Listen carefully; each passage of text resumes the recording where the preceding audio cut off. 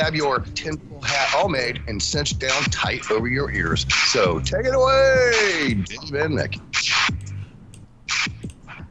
Guess what I'm going to do? I'm just going to read it. Do it. I'm going to read us in. How's that? This is Dave. And Mickey. We are Shiny Side Out, and we're broadcasting on WZCR, coming to you from Australia for Revolution Radio on revolution.radio. That's the website name. And that's the home of fresh, unfiltered ideas and conversations. And they've got a chat room, and I'll be in there as soon as I can. I'm just going to click on some things, and I'm in there now.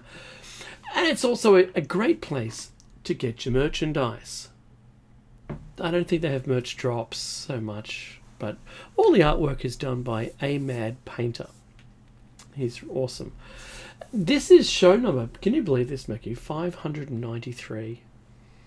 390 and 500? That's what I was saying. And if you didn't know that, well, now you do, and you should also know that you can catch us on air, online, and anywhere on your smart device. So grab an app to listen, or simply put your feet up, sit in your favourite rocking chair, and listen via a Grace tabletop digital radio. That would be so cool. I mean, it really would, wouldn't it? Well, don't have to. It's rhetorical, clearly, Mickey. It's the coolest! Come on, everybody, what are you doing? What do we have to do to wake you up here? Hey? You know, sometimes you just don't ask, right?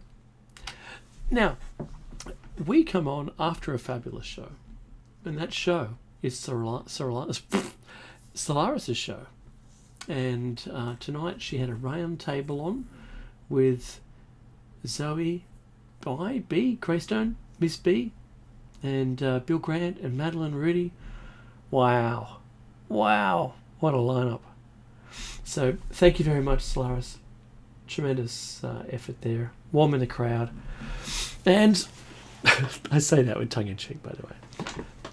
But if you don't know who Solaris is, I dare say that you jump into the archives, which are free, and go and download, binge, if you will, our shows, Solaris' shows, any of the host shows, and share those shows with others.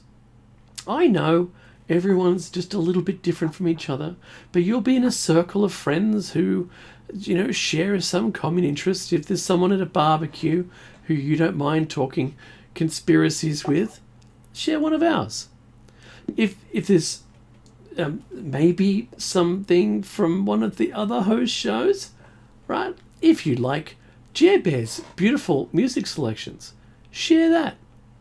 Do what you can, because this station is run from listener support. So we ask, and primarily, if you can't donate, share it with someone else so maybe they can. And those numbers grow, and therefore the burden is less on each of us. Makes sense, right? Now, hello, Billy Badass Zin, who's there, and I can see Batsman as well in the chat room. Mickey is there, I'm here. I'm going to say, Mickey, that you'll know where I am from the name or the land and from which I broadcast, and that's the Darkinjung country. Where are you today? I'm in the Rock Country, which is significantly larger than that, and you'd be hard-pressed to find me just based on that information, which is just the way I like it. Thank you very much. I've got a box filled with nothing, Mickey, and that's the way I like it. Nice. Ben Lee, lyric. Hey, look, both Mickey and I, together, we acknowledge the traditional custodians of the land. Where I live, it's the Darkinjung, and Mickey's the Turuk people, and we pay our respects to elders past, present, and future. Do you know what? Mickey? Do you know what? Tell me. I'm going to tell you. I'll tell you. And I've started to see a very weird thing occurring on CNN. Okay. It looks like they're either, because this can be viewed two ways. If you're currently a Biden supporter and you watch CNN, which would be that would be fine, sure.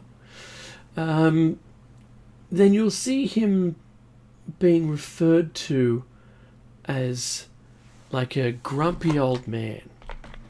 And he berates his staff, and his staff have to approach the boss, who honestly uses profanities and berates them all. And if they do it in larger numbers, the focus of that energy is spread across them all, and they can kind of survive it. And they say it's a rite of passage to have been berated by the president. Alongside that message is a piece I saw where he was talking to all of the staff at the White House. And he said there is no place for berating of people.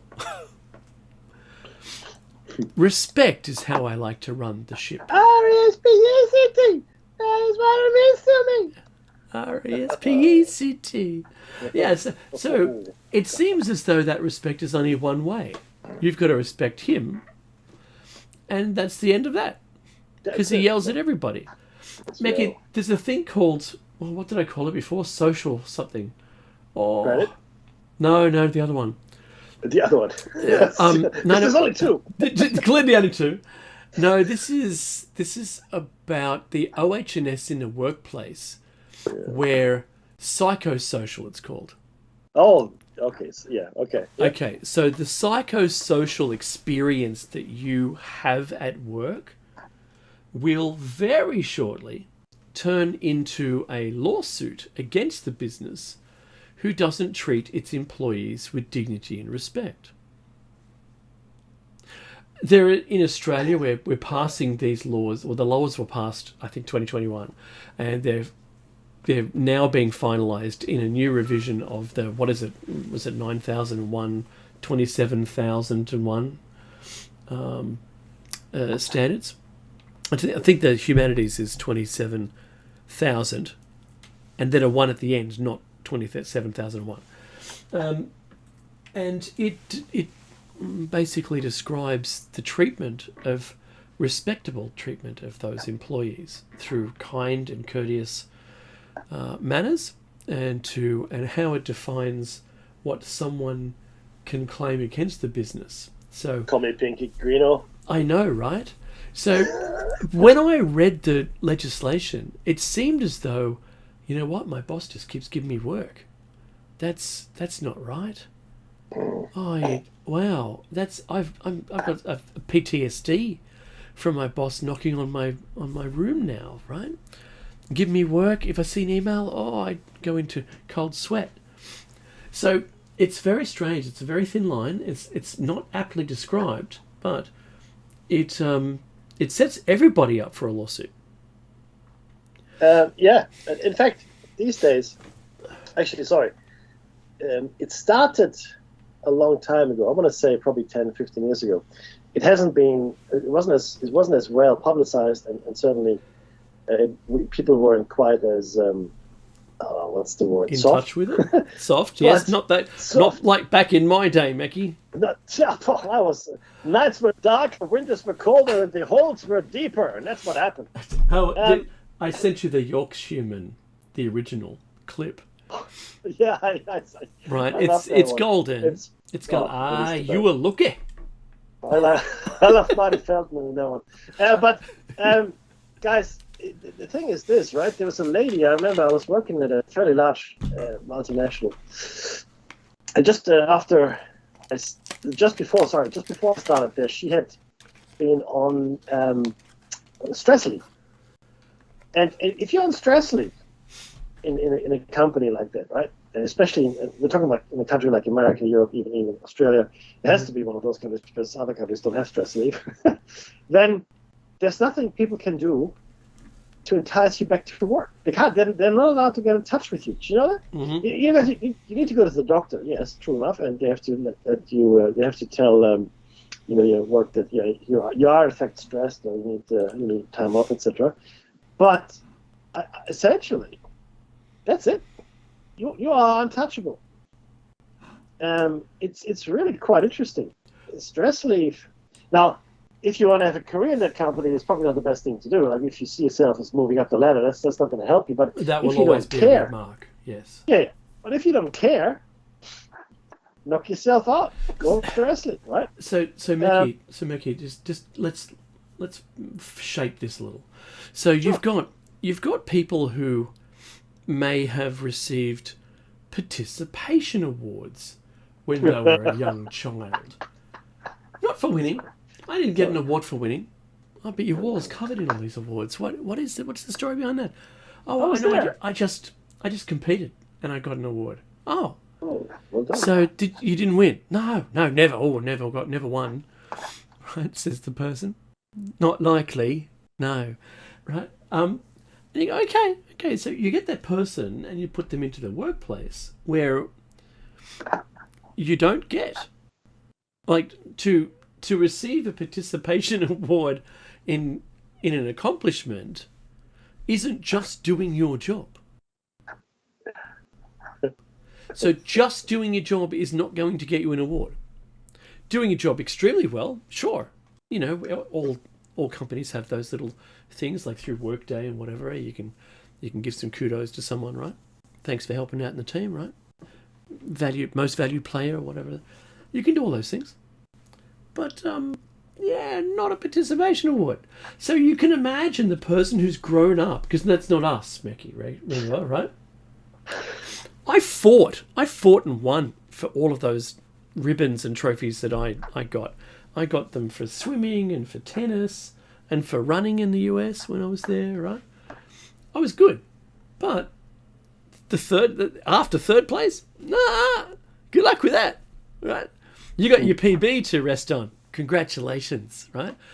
But those people who grew up with participation awards, who still expect something and don't get it, that's a psychological issue that they've been conditioned to accept as the norm. And I can only see the exploits of that coming from the generation who expect something for just turning up every day for work.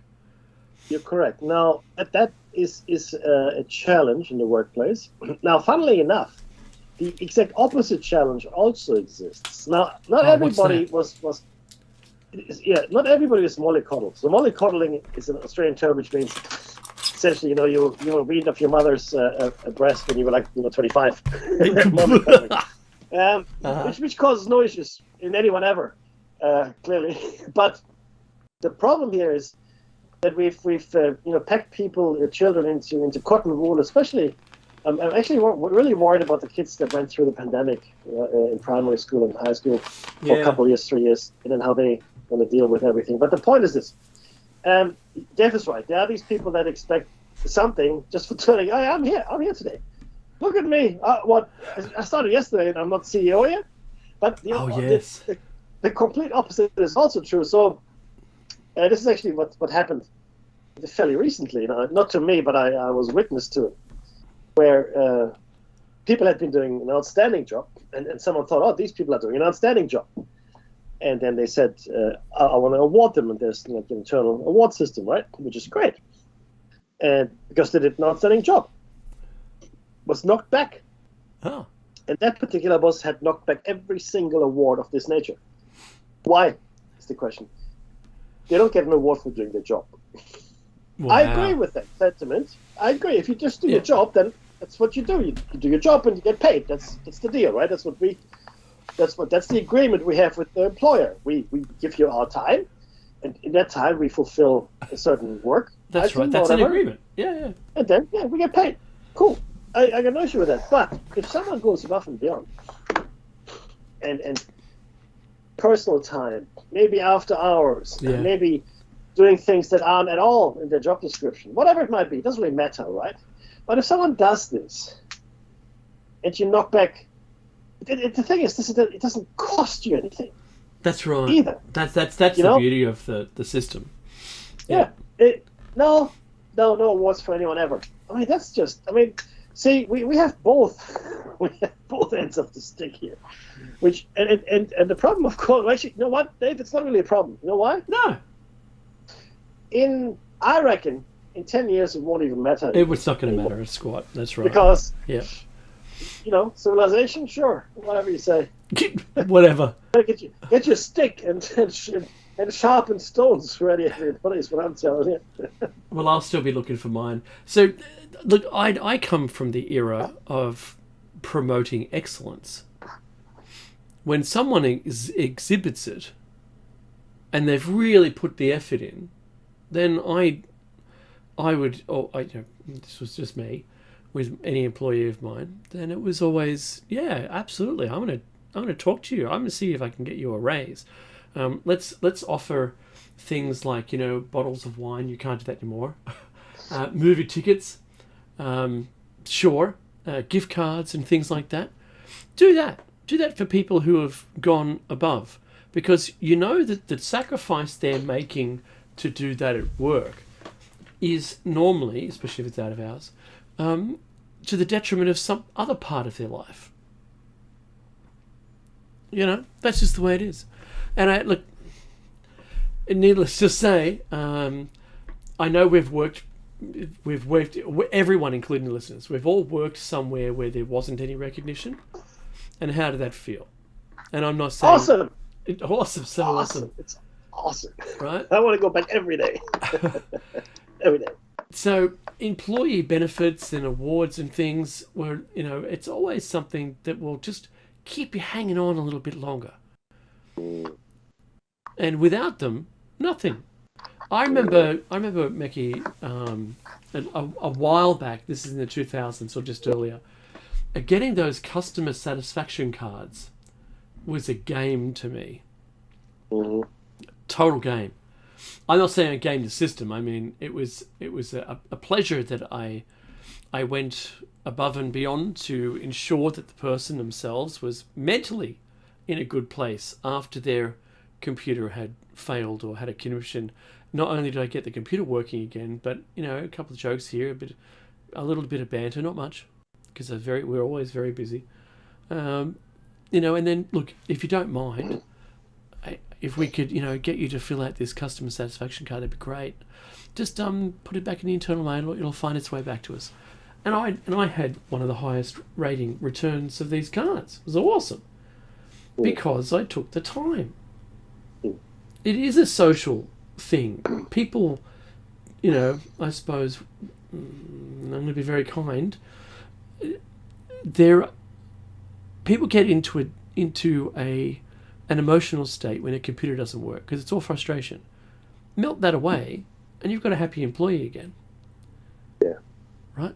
So, at the moment, I don't think we see any of that. We offshore everything. There's nothing left. It's 6 weeks. It's ticket sits in the queue. You fixed it yourself already, right? You Googled some things. I don't know what happened, but now, for some reason, they've closed your ticket, and they said that you weren't available. What happens? What happens for this to be a thing? How poorly do we see our own staff? Is it even a staff ticket? Not even just... But see, it no longer matters. See, let me put it this way. Oh, please. People will always behave in the way they're incented. So if you are incentivized for good behavior, for fixing problems, for good feedback and all of those wonderful things, then that's what you will do. If you're incented, and I had this conversation with someone on a in quotation, air quotes, help desk. Help desk. I got a call. I have to tell you the story to make my point. I got a call, right? Can we close your ticket? You haven't fixed my problem yet. Oh, no. I'm just asking if I can close your ticket. You can close my ticket when you fix my problem. But the SLAs.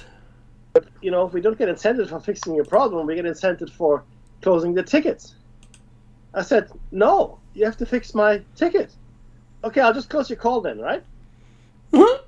It was. I felt like I was in Kafka's castle, right? I was walking down the corridors and stairs, going Escher-like everywhere. Yeah. I wasn't quite I wasn't part of the conversation. I wasn't part of the same conversation as the other guy on the phone. I wasn't. Right? Now this person is offshore, doesn't give a hoot about me at all, right? Because they're like 5,000 miles away. Yep. And he gets incented, and it was a he, on closing tickets, not on helping me. That's not at all in his world. That's not in his experiential, circle at all. It's a closing ticket. That's what I paid for. Which reminded me of a guy I used to work with, and you know him as well. We used to work in the same place many years ago. And then he would be the first guy in the morning, first guy, and we were field services support, which means we go and help people with computers, in a building, as it were. And he would be the first person in the morning. And what happens? There was a queue of work that would be like it's like an online queue, an application, and in that queue, the service desk would log jobs for the client to be fixed during that day, or even maybe left over from the day before. Yep. And he was the first one, and he would pick all the jobs that he wanted, 3 or 4, that would take him like 10, 15 minutes to reach. Tops. Oh, yeah. Tops. Yeah. And a lot of salts and salts and things like that. And anyway, and then he would do that in an hour, and the rest of the day was his, pretty much, because you only had to really do 4 or 5 jobs a day. That was really the measure of success. Wow. It was irrelevant, because I got, I'm sure Dave did as well, I got stuck with the hard ones. Yeah, mine was the too hard basket. That's what I got all the time. Yeah, you did. That's right. And those, you could maybe, it depends. But if it was really hard, but you maybe do 2 or 3 a day. Now it doesn't look very productive, but you fix some actual problems. What's funny is that the first person we're talking about here had a lot of quantity of tickets being closed. What a champion! That guy's. You got to be more like him. Be like Bob. Be like Bob. It's not Bob, by the way, but no. But see, this is the thing, though. So what my point is and remains. It depends on how you measure people, right? And if it is about closing tickets or ticking boxes, as it were, even better. Well, I tick that box. Look, I've done everything that's on my sheet. It's ticked. What else do you want from me? There's no longer striving for excellence. I've ticked my boxes. Striving. Okay, you have. That's really that term's lost with the ages. That one, striving. That's it, striving. Relentlessly striving for excellence. Sure you do. And that's sort of gone, right? But again, it went when we decided, and I noticed this, when we decided to offshore entry-level positions, in especially in first world nations, we decided, all these help desk people, service desk people, even like the golfers, the entry-level jobs. Yeah. That's all. Let's just send them to wherever where it's 5,000 times cheaper, and I can save a lot of money. Thank you very much. So you never bred that ethos in country. I know this sounds non-globalist, and I'm actually against globalization in many ways. Yep. Okay, because it doesn't help us. Oh, jeez, I'm sorry to hear that, buddy. But it's really important to understand the damage we have done with globalization to ourselves. Yeah, that's destroyed true. Entry-level, right? We've destroyed entry-level jobs. We're destroying the middle class, because after entry-level, guess what? All the other levels went as well. And now we're even destroying the third world nations where we sent the jobs, because we're automating everything with scripting and AI and whatnot. That's right. So the fat cats, I like to call them fat cats, because they're not quite parasites, right? But they're fat cats. They're thinking, geez, I really don't like this whole human thing. It's just bothering me with unions and strikes and demands and paying them wages. And they I talk. like scripts. Don't like the talk, talking what? business. They talk back, in fact. That's what they do. They talk back. So there was a really great show. I only watched the first episode. I think it was called Offshore, American show. And this guy had a call center in America, and he went on holidays, right? He was a manager. And then he comes back from his holidays. And it's like probably 100 people in the room before he left. And the only person left in the room was his boss. Oh. And I think it was Simmons, J.K. Simmons, who played his boss. Fantastic. And he goes, where's everybody? oh, we have right short everybody. And we're right sizing and they're right short. Right sized and right short. Everybody had gone, in the showcase, to India, right? It's all offshore to India, the entire call center. So he said, well, what about my job? Well, you can go to India and manage those people, or you don't have a job. So, and the whole premise of the show was that this guy then went to India and worked there. And it's like, I only ever watched the first episode, but that's pretty where we were. Now, people, people, I like people. People are okay, but, I prefer not to have them. So, I'm going to say no to people for now and have AI and scripting and automation, and all that stuff, and self-help, self-heal, that's good. And, as little overhead as possible, and I'll be very, very rich. And nobody else is going to make any money. So the question becomes, who's going to buy all those goods and services eventually? There won't be anyone left with any money to buy anything. Bang, bang, bang, give this man a teddy bear. Pepsi? That's exactly right. Partial credit. Pepsi. No, but 100% correct, Dave. That's right. And that's what I mean by globalization having damaged our countries significantly. The personal experience we got from local was much better for our society 100%. As a society. It promoted the society 100%. and we worked together, we collaborated, and once you split it apart, it just started to fall down. Yeah, it did. Yeah. It did. Because it wasn't just computers, it was banks. Everybody decided to do it. I'm not going to run the whole gamut of all the industries that did it. But everyone, you're right. Everyone. Yeah, 100%. most everyone who could did. But yes. Go on. I was going to say there was a push to bring the call centers back again because there was a cultural difference, and the cultural difference was because you just knew it was a lie. The telephone call, the person's name, the conversation. This is Jason. Yeah, Jason. Yeah. Really? That's right. I'm not going to do any accents because it's offensive, but to everybody. But you go, okay, so and they go, how's the cricket? Because they've got a little pop up that comes up saying, this is a current news event in that region. And I go, I'm really not into sport, mate. Just look, here's the thing. Can you do this and that? That was, I think, where the defining moment. That's where I realised that we were just doing like a dog and pony show. This was just all for looks. It was clearly for profit. And then we had managers that needed to be in place to manage those people because the results weren't so good. Yeah. What we did, correct. We strengthened their, what is it called, LTPC? From, yes, Prime Minister, Little Tin Pot Country? Albonia, if you're a Dublin fan, yeah, that's right. Right. So, so you bolster theirs, ruin a bit of ours, give some to them, and then it makes them better. But it's kind of like dealing with the Ferengi from Star Trek, if you're a Star Trek kind of person. Because you're giving them an advantage that they didn't have before, and then suddenly we have all these call centers that are calling us, trying to steal our money out of us. All right? No, I'm not saying they all did it. I'm just saying this seems like, I don't get those, I'm a prince in Dubai or whatever, and if you send me $1,000, I've got to wire $10 million out of the country, right? So just send me $1,000 to do that. No, I'm not doing that.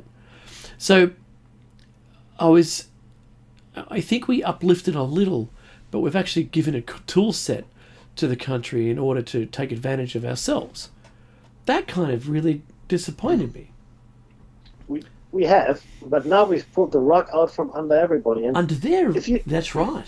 Yes. If you think about the Great Reset, now what I just described, that what globalization did, amongst other things, of course, was to destroy entry-level positions and later on, mid-level positions, etc. So that's right. Effectively trying to erode the middle class, which is where really all the economic activity happens, right? It's not with the super rich, and it's not really with the poor people, right? It's really with the middle class that have disposable income. That's where most of the economic activity in any economy happens. And Now, but with the Great Reset, when nobody has anything and nobody has a job, or everybody has just enough, which is, of course, well, it is not communism. In fact, it's just less than you need. Yeah, correct. And it's not communism, because communism as an ideology says we all have the same. So everybody has the same. That's communism. We all work for the common good, and everybody gets the same. Doesn't matter what you do, we all get the same. What we are doing with the Great Reset as an idea is not communism, it's not socialism, it's something else entirely, right? Yeah. Because the parasites on top, they'll have everything, because somebody will still own stuff, and it won't be you, right? I love the leader. I love it more than the AI and all the other. Come on, the aliens. the yeah. AI. But, And the aliens. Yeah, there we go. Right? But what will happen is that nobody. Well, that's the idea they have. I'm not saying it's going to happen. What I'm saying is that's what they would love to happen. That nobody owns anything, because if you don't own anything, you also have nothing to fall back on. Mm-hmm. You're completely at the mercy of whoever or whatever. Because Of your social credit. That's right. yeah, I mean, what do you do? Well, you do nothing. You get paid by the state, maybe, right? Maybe you get some kind of stipend, or whatever, or living wage. That's what. That's right, living wage. Yeah. So, but you better do whatever they say, because if you don't, then there won't be any more living wages. So, it's really become quite dystopian and quite disturbing. So it's a dystopian society with a disturbing outlook to the future. And the parasites will rule forever, thank you very much. And there's very little you can do about it once you're in it. Once that happens, there's very little you can do to get out of it. Okay? And that's actually called fascism. That's fascism. It's feudal. It's feudal fascism. That's so right. it's an oligarchy married to a totalitarian state. Wow, it's got everything. Everybody else, with everybody a slave class, essentially. I mean, that's what you are. Because you have nothing. But actually, you don't even have work, really. I mean, they can make you work, I guess, really, if they wanted to. But you don't have to, because all the work will be done by, well, robots probably, or programs, So I fail to see the downside, Mickey. What? Yeah, hurrah! Wake up, the leader! Sing higher! Oh, be careful. In Melbourne, you can get cancelled for saying that. Oh, buddy, I know, right? Yeah. Funny. Well, I have Ukrainian Jewish ancestry. Try to cancel me. Go on. Okay? I'm like 5 minorities, buddy. I am. It's true. Yeah. I'm not disputing it. I'm embracing it with you. There you go.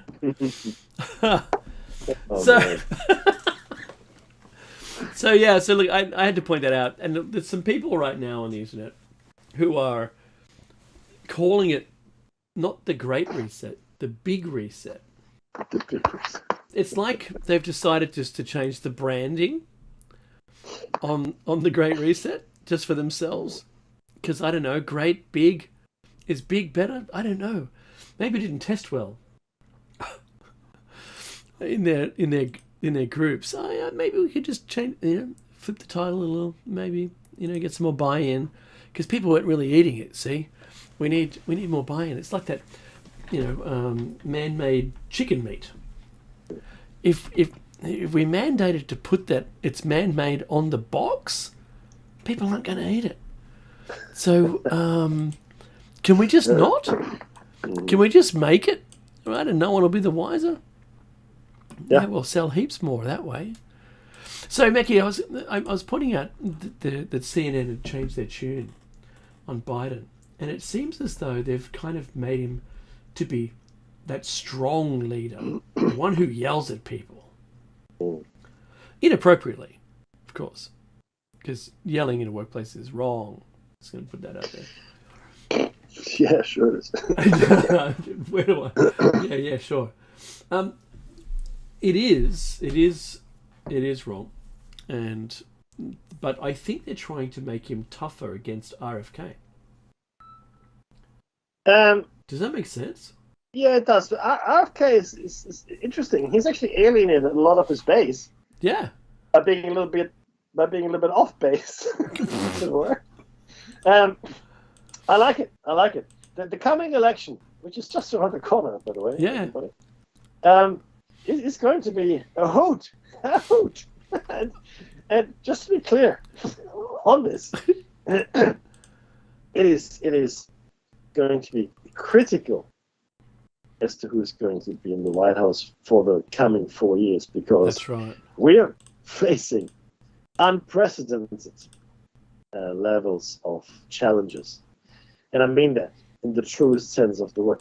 Everything that could possibly go wrong is going wrong in every sector.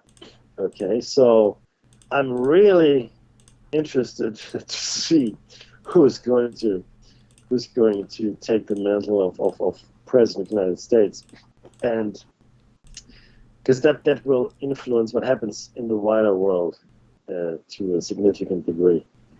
I just can't imagine. There's a wider world? Yeah.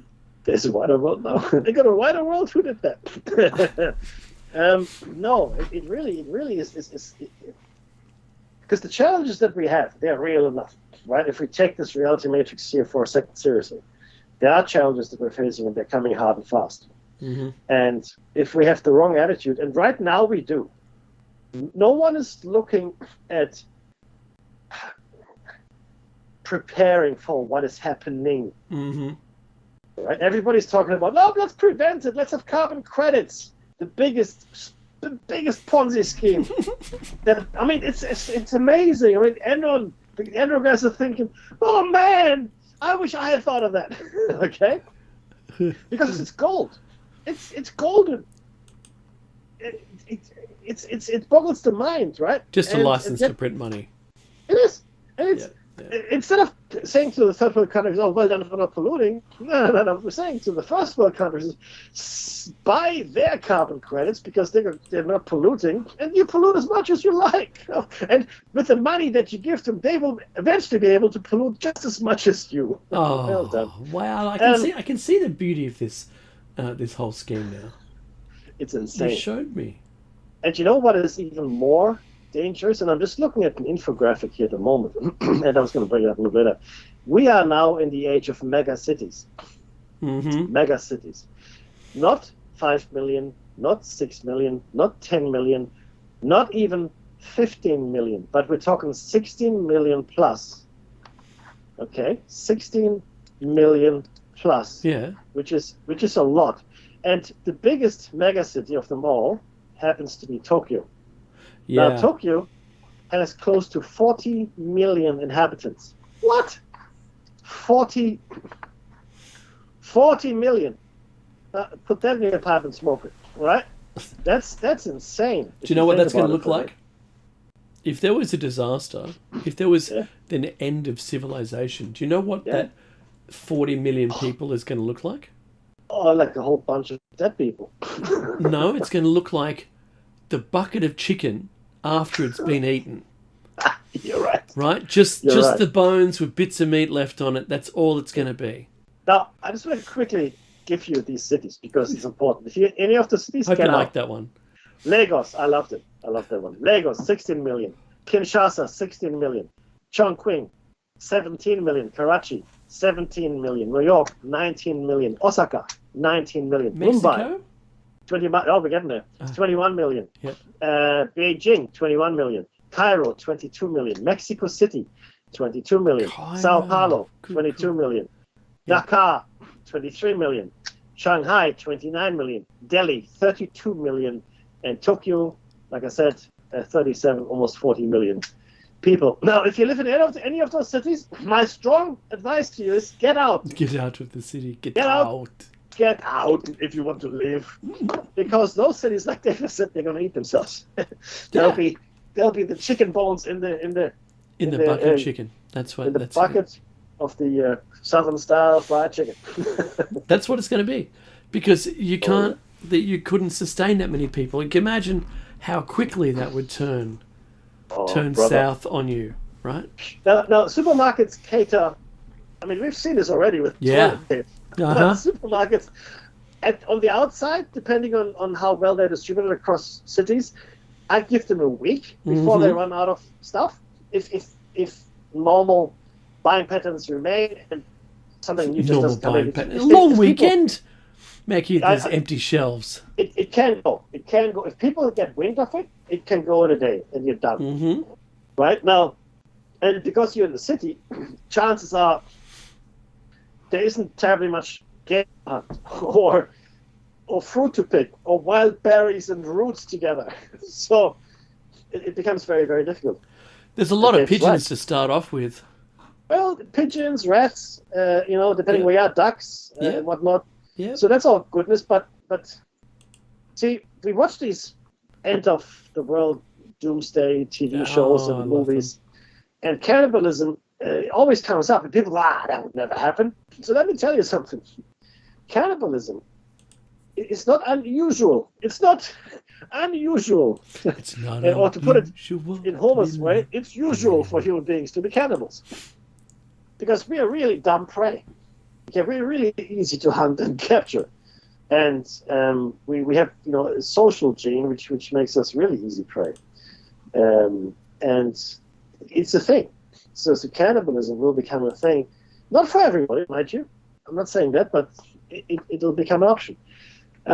So if the system fails us, if the emergency numbers don't respond anymore, if deliveries to the supermarket stop, if the light goes out, if your water stops, gas supplies, whatever it might be, if any of those things fail, then that's it.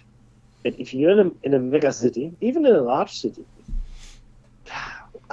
you have very little chance of survival. Very little chance of survival. And that's the truth. Okay, you can. It doesn't take a zombie apocalypse. Okay, it really doesn't. All it takes. It doesn't take an alien invasion.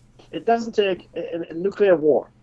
All it takes is for the supply lines to break down. That's it. Yep. You don't need a meteorite impact or another pandemic. None of those things are necessary.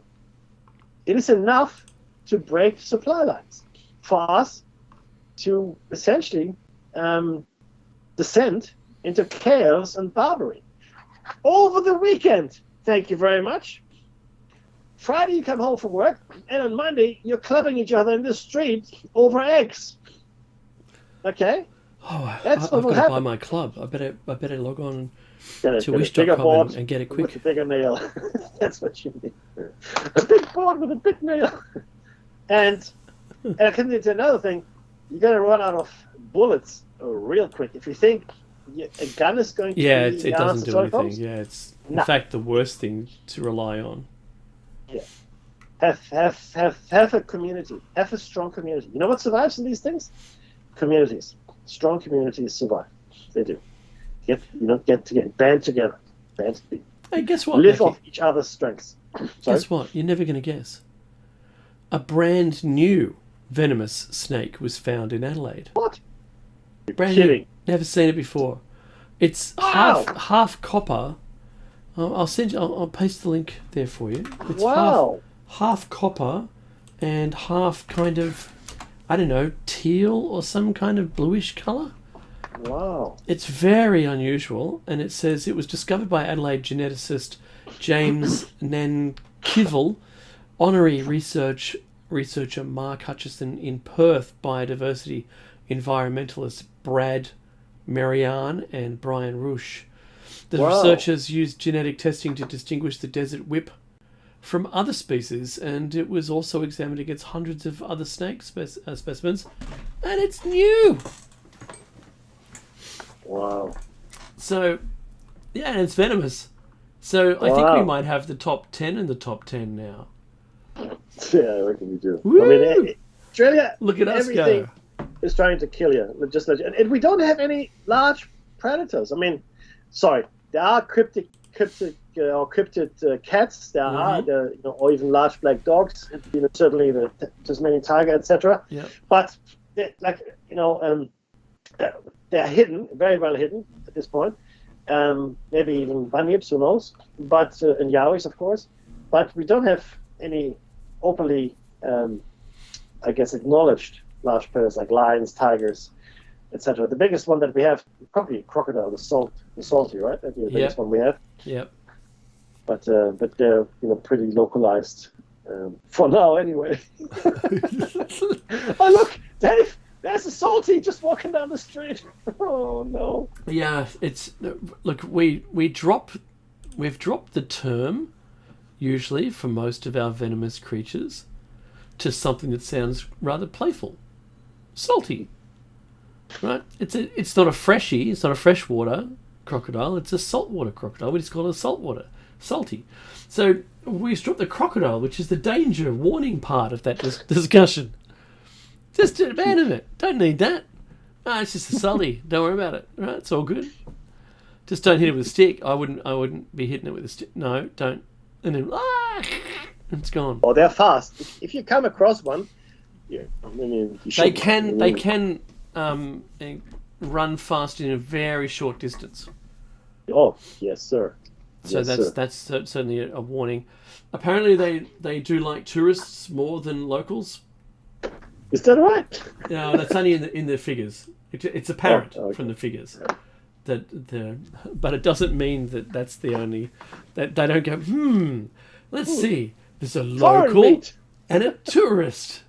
Yeah. Imported. Hey, that's got to be good. Yeah, they don't do that. I think what happens really is the tourists just wander into their environment and get consumed, right? Rather than the choice at dinner time by the creature itself. So yeah, not so much. But that's extraordinary. We're still finding them. I remember right before the fires back in 2019, we found a new funnel web that lives in a tree. Oh, absolutely. See, the thing is this: on the south coast. People think we have discovered everything. So I actually did a bit of research into this before for another show, and there are hundreds, if not thousands, of species discovered every year. Yeah. Right. Now, both from the bottom of the ocean, which we don't know anything about at all, as well as deep jungles, like in the Amazon, for example.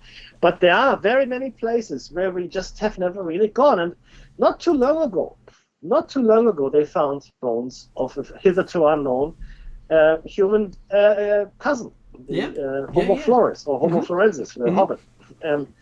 And they go, oh, really? Yeah, they were around, fairly recently, a few thousand years ago, in the scheme of things, that is, and maybe even still. And some people say maybe even still. We are finding stuff all the time. Lucky, though, for our textbooks that there isn't anything new, Dave, so they have to be rewritten. It's nothing. Oh, there's nothing new, nothing to see here. Nothing happens. We don't have to reprint them again since 1950. Don't worry about it. My favorite animal of all time. Can I have a guess? Go on. Coelacanth. Very good.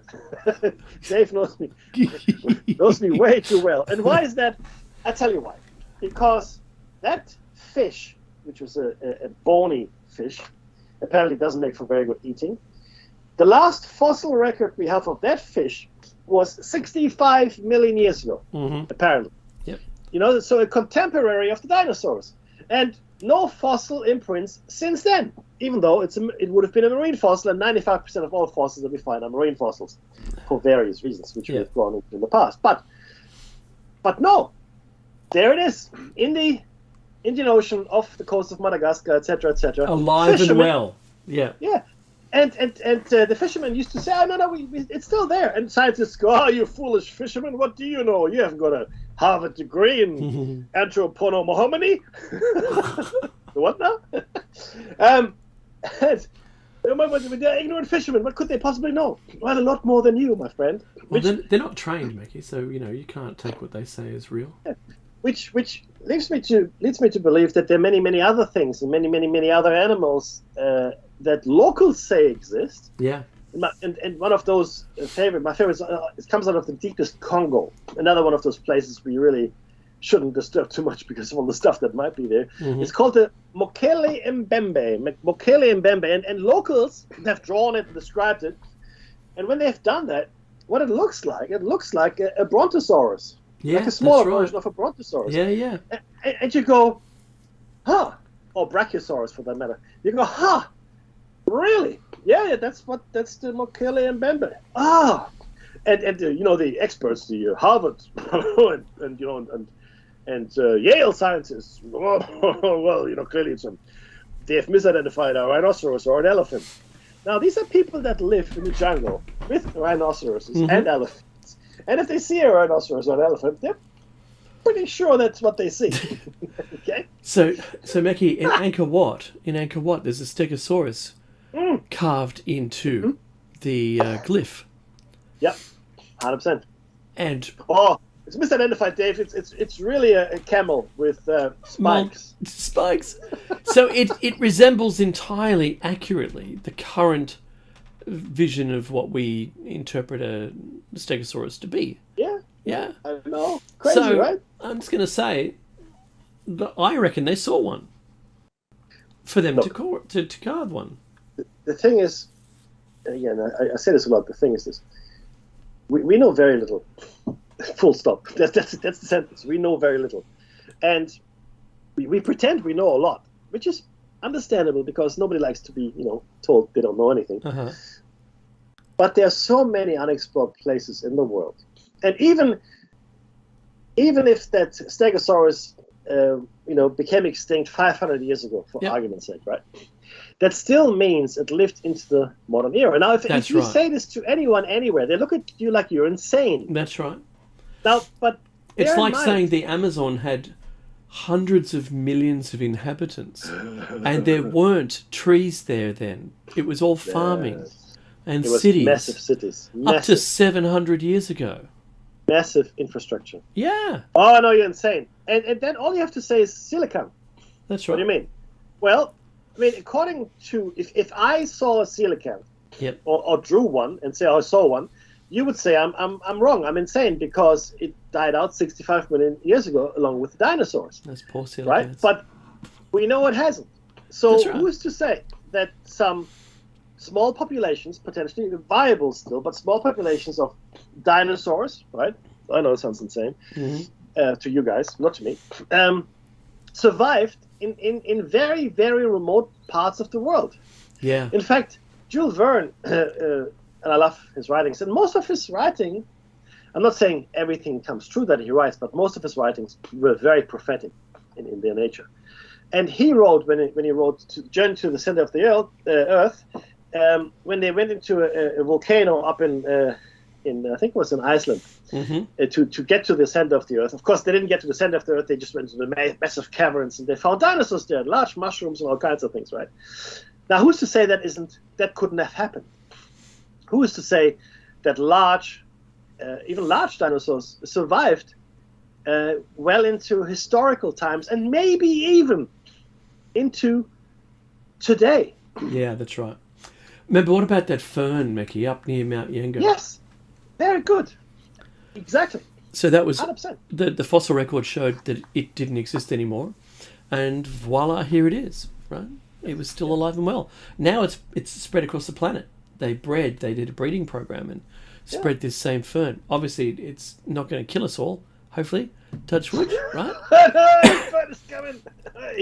Just on a certain time of the 22,000 year cycle of the sun, that it suddenly spores and puts all this deadly stuff. No, I'm making this up.